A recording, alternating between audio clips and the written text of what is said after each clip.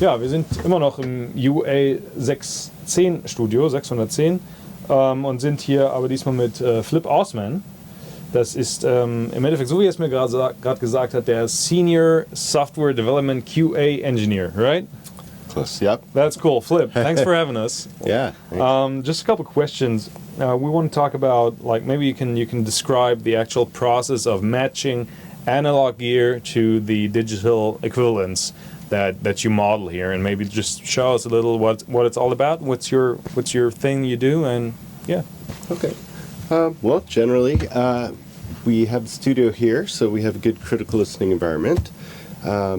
What we often do is when we're going to model a piece of hardware, if it's a piece that's a modern piece, we'll get a couple units, and the algo engineer will have one unit, and I'll have one unit here.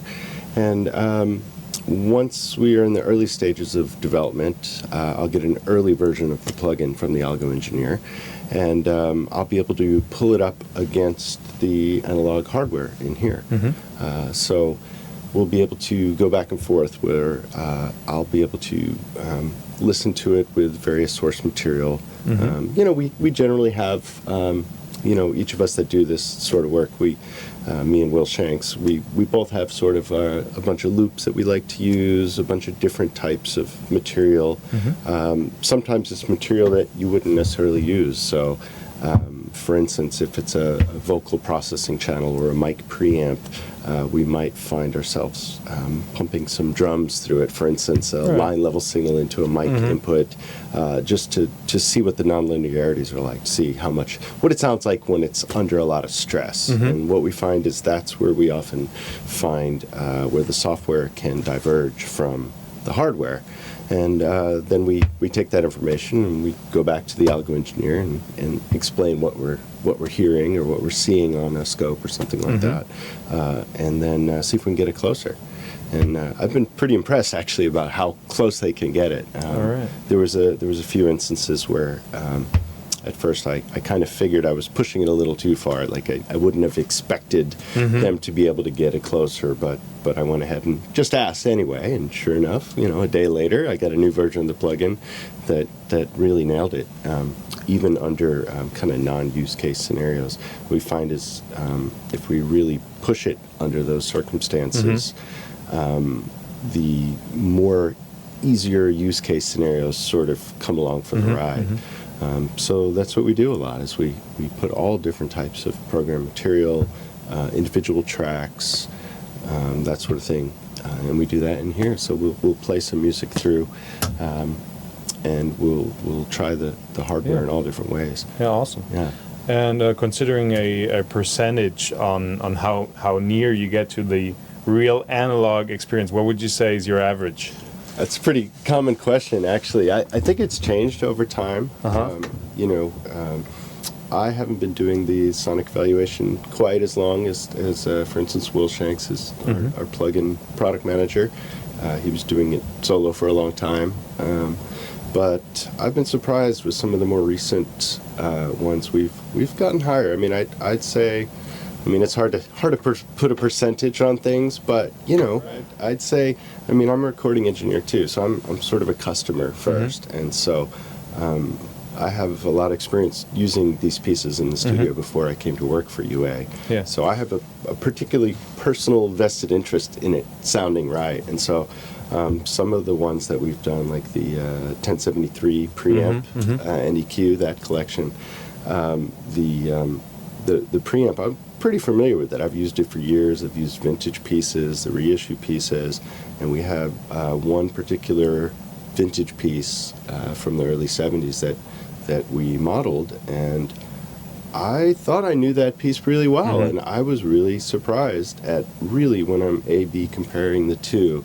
I had a hard time finding places where the model broke down, and it was always under extreme non-real world use case scenarios, like I was saying, not pumping ordinary drums, line level drums into a mic pre full blast, and the way that it would break up and just completely start cutting out on the hardware, just over the top, too much voltage going into it.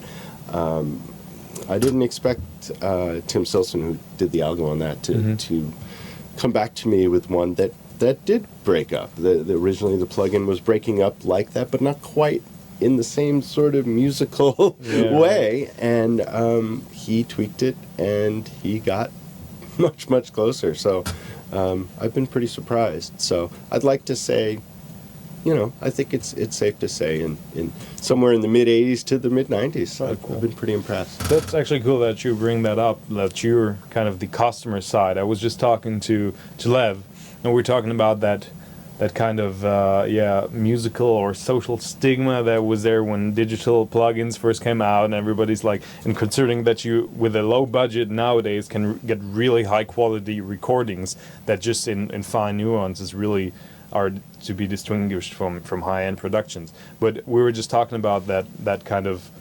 like I said, that stigma to it. What is your impression, or what would you say about the comparison from analog to digital? Would you, as an engineer, as an experienced engineer, what would you choose? Would you rather say, oh, if I could choose analog, I would always choose analog, or with the satisfaction that you now get from these like high 80%, mid 90%? What would you say? I would probably give the same answer even if I didn't work for Universal Audio. Like I've always kind of been one of those guys and I sort of came up during that transition period, where I was old enough and had enough earlier experience to have used analog tape, to have tracked things on 2-inch tape.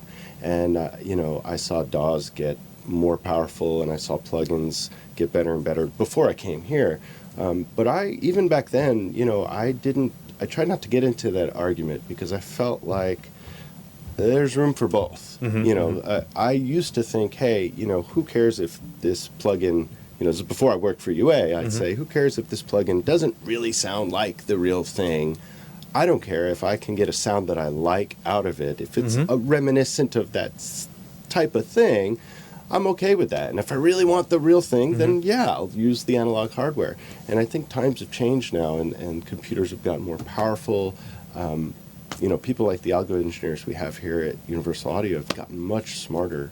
That combination of the additional power that's available combined with just knowledge and experience over the years of smart guys having experience doing these sort of things, it's blurred the lines a lot more.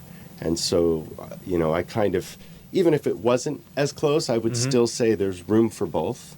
Right. But at this point now, I think, even if you are a stickler for that sort of thing, where you only care if it sounds exactly like your vintage piece, because you own one and you want to use a plugin so that you can run 10 instances. You already have one, but you want to be able to run a bunch of instances without spending all this money to buy 10 more of what you have in analog world.